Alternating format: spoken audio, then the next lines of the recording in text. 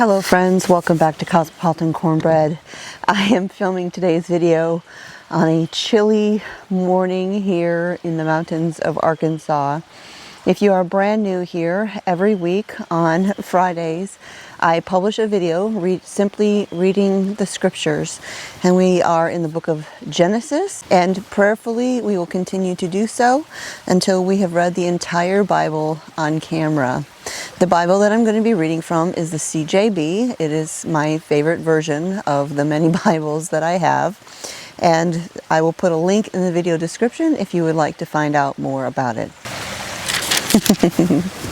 And I've got my two ginger shadows here keeping me company this morning, as usual. So the passage that we're going to be reading today is in the book of Genesis. We will be reading chapter 12, verse 1 through chapter 17, verse 27. Genesis chapter 12, verse 1. Now Jehovah said to Abram, "Get yourself out of your country, away from your kinsmen, and away from your father's house, and go to the land that I will show you. I will make of you a great nation. I will bless you, and I will make your name great, and you are to be a blessing. I will bless those who bless you, but I will curse anyone who curses you, and by you all the families of the earth will be blessed." So Abram went as Jehovah had said to him, and Lot went with him. Abram was 75 years old when he left Haran. Abram took his wife Sarai, his brother's son Lot, and all their possessions which they had accumulated, as well as the people they had acquired in Haran. Then they set out for the land of Canaan, and entered the land of Canaan. Abram passed through the land to the place called Shechem, to the oak of Moreh. The Canaanite were then in the land. Jehovah appeared to Abram and said, "To your descendants, or to your seed, I will give this land."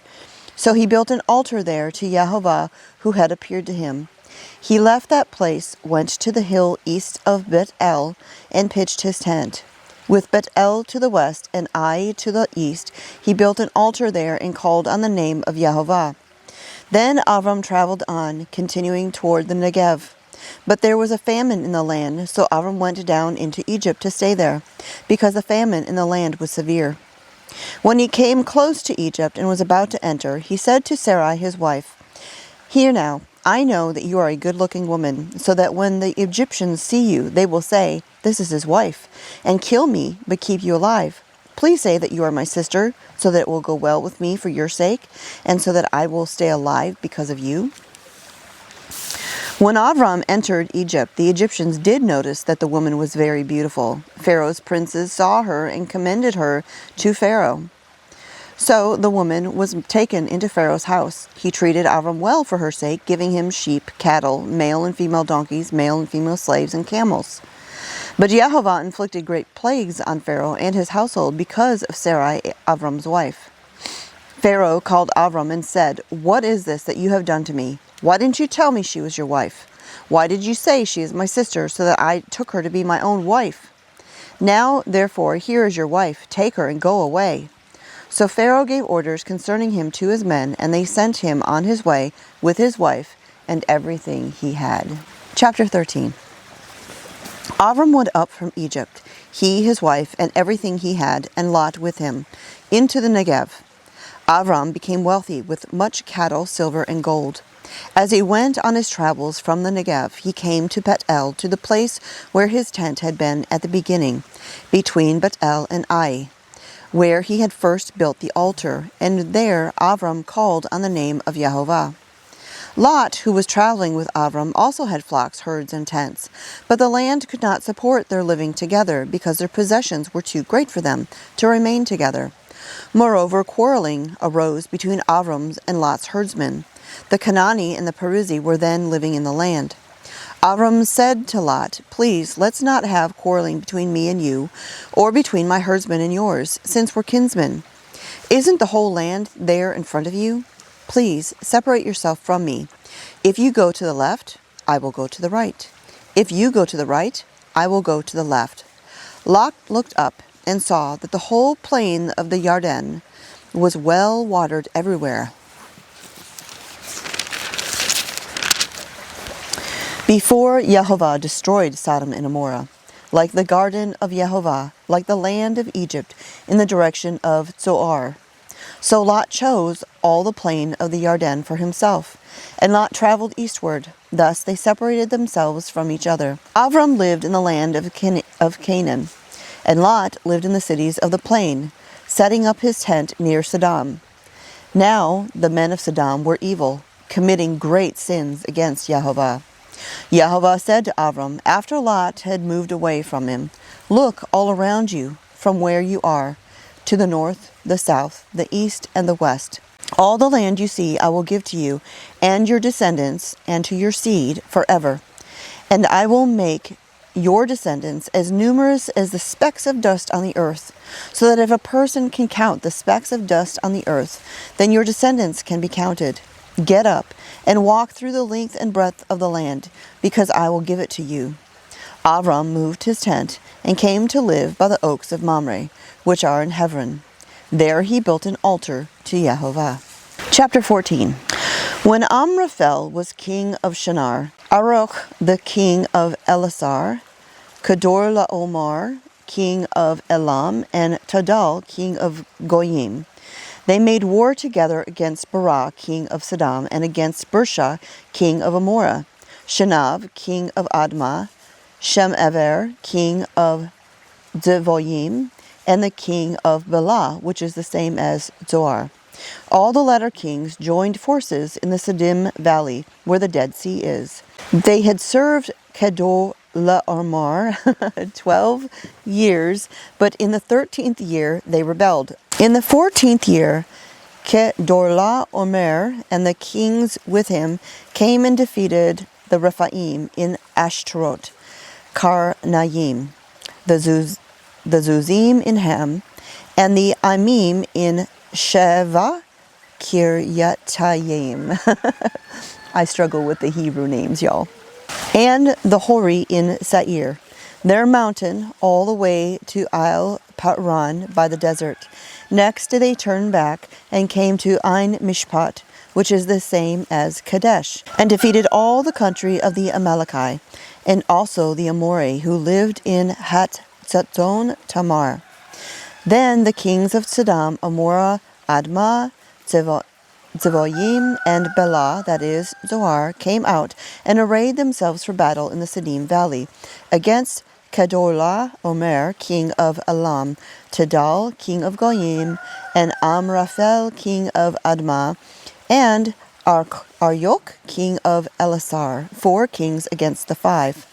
Now the Siddim valley was full of clay pits, and when the king of Sodom and Amorah fled, some fell into them, while the rest fled to the hills.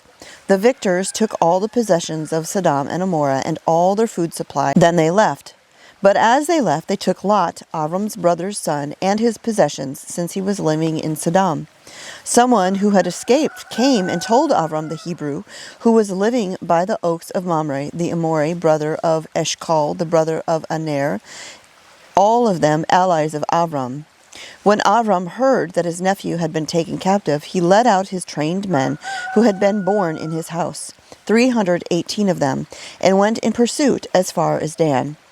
During the night he and his servants divided his forces against them, then attacked and pursued them all the way to Hovah, north of Damascus.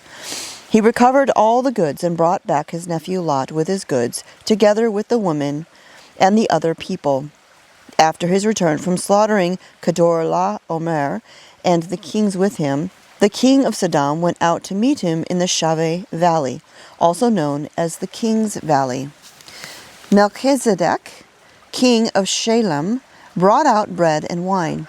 He was Cohen of El Elyon, God Most High, so he blessed him with these words: Blessed be Abram by El Elyon, maker of heaven and earth, and blessed be El Elyon, who handed your enemies over to you. Abram gave him 1/10 of everything. The king of Sodom said to Abram, Give me the people and keep the goods for yourself. But Abram answered the king of Sodom, I have raised my hand in an oath to Yehovah El Elyon, maker of heaven and earth, that I will not take so much as a thread or a sandal thong of anything that is yours, so that you won't be able to say, I made Abram rich. I will take only what my troops have eaten, and the share of the spoil belonging to the men who came with me, Aner, Eshcol, and Mamre. Let them have their share. Chapter 15. Some later time, the word of Yehovah came to Abram in a vision. Don't be afraid, Abram. I am your protector. Your reward will be very great. Abram replied, Yehovah, God, what good will your gifts be to me if I continue childless, and Eleazar from Damascus inherits my possessions? You haven't given me a child. Abram continued, so someone born in my house will be my heir. But the word of Yehovah came to him, this man will not be your heir. No, your heir will be a child from your own body. Then he brought him outside and said, look up at the sky and count the stars. If you can count them, your descendants will be that many. He believed in Yehovah, and he credited it to him as righteousness. Then he said to him, I am Yehovah, who brought you out from Ur-Kasdim to give you this land as your possession. He replied, Yehovah, God, how am I to know that I will possess it? He answered him, bring me a 3-year-old cow, a 3-year-old female goat, a 3-year-old ram, a dove, and a young pigeon. He brought him all these, cut the animals in two, and placed the pieces opposite each other. Birds of prey swooped down on the carcass, but Abram drove them away. As the sun was about to set, a deep sleep fell on Abram. Horror and great darkness came over him. Yehovah said to Abram, know this for certain. Your descendants will be foreigners in a land that is not theirs. They will be slaves and held in oppression there 400 years. But I will also judge the nation, the one that makes them slaves. Afterwards they will leave with many possessions. As for you, you will join your ancestors in peace and be buried at a good old age.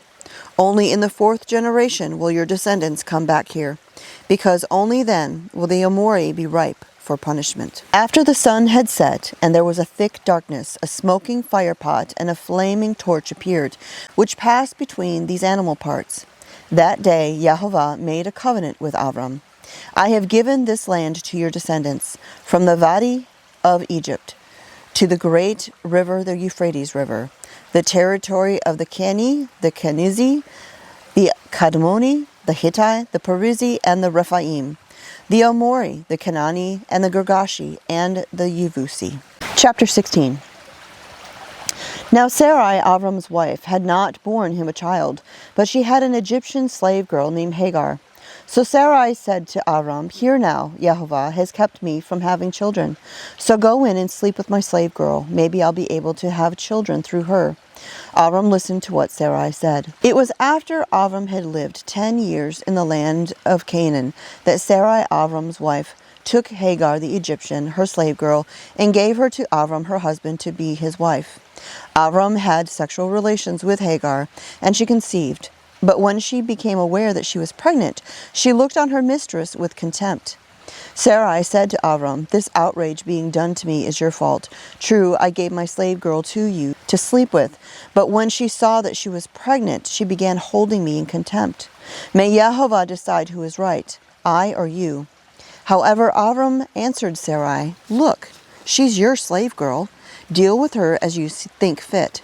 Then Sarai treated her so harshly that she ran away from her. The angel of Yehovah found her by a spring in the desert, a spring on the road to Shur, and said, Hagar, Sarai's slave girl, where have you come from, and where are you going?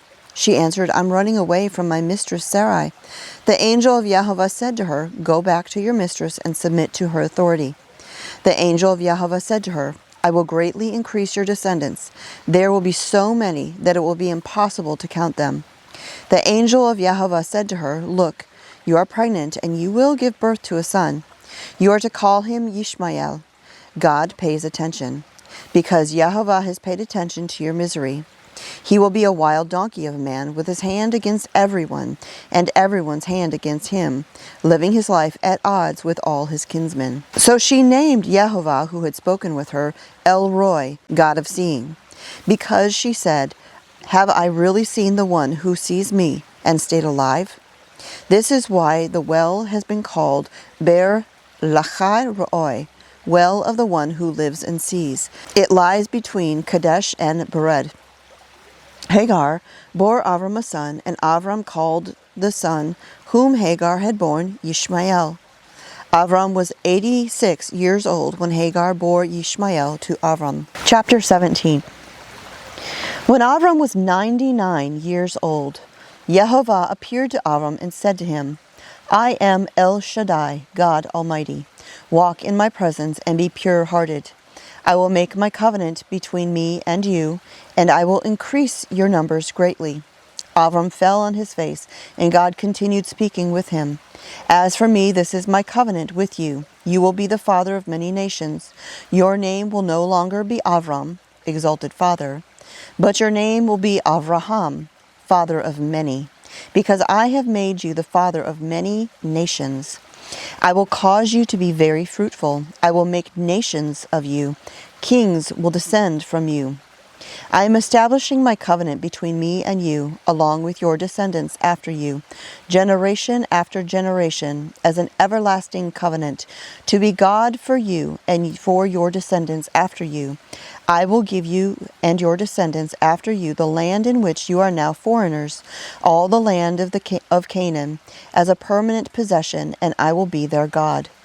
God said to Abraham, As for you, you are to keep my covenant, you and your descendants after you, generation after generation.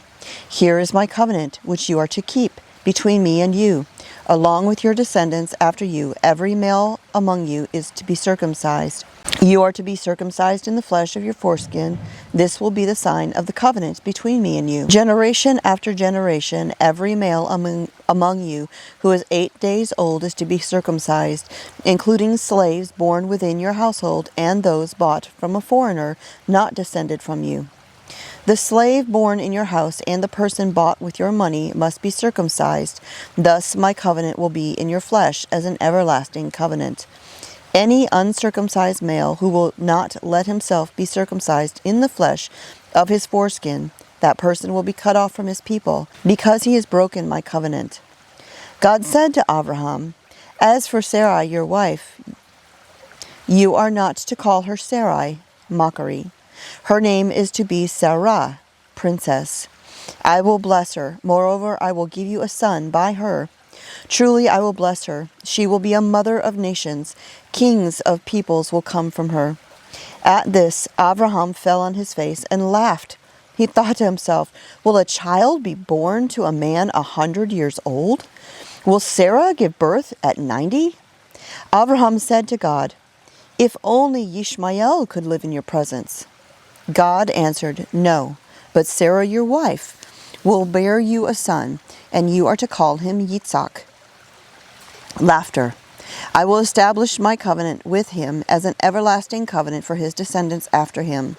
But as for Ishmael, I have heard you. I have blessed him, and I will make him fruitful and give him many descendants. He will father 12 princes, and I will make him a great nation. But I will establish my covenant with Yitzhak, whom Sarah will bear to you at this time next year. With that, God finished speaking with Abraham and went up from him.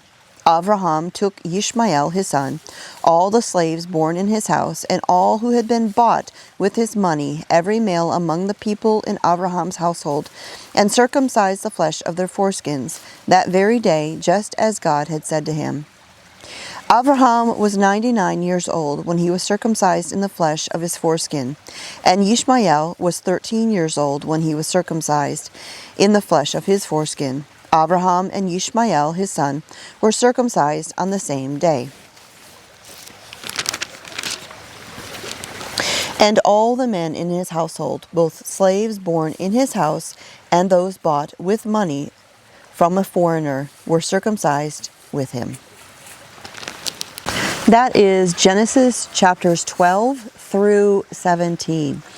Every week on social media, my pages as well as on the community tab here on YouTube, I publish a graphic for the upcoming week's Bible reading schedule, which includes what we are reading in the book of Genesis, as well as 3 other areas of Scripture, which will end up taking you through the entire Bible in a year. Every Saturday morning, we get together live here on the channel at 8 a.m. Central Time-ish. And we are currently reading through the book of Matthew. And we'll be reading through the entire New Testament, the Brit Hadashah, during the live streams this year. In addition to the graphics, the weekly reading schedule, you can find other Bible study resources on my website. I will put a link to those in the video description down below. May the Father bless you and keep you. May He make His face shine upon you and give you peace. In the name of the Prince of all Peace, Yeshua HaMashiach, Jesus the Christ. God bless, and I'll talk to y'all next time.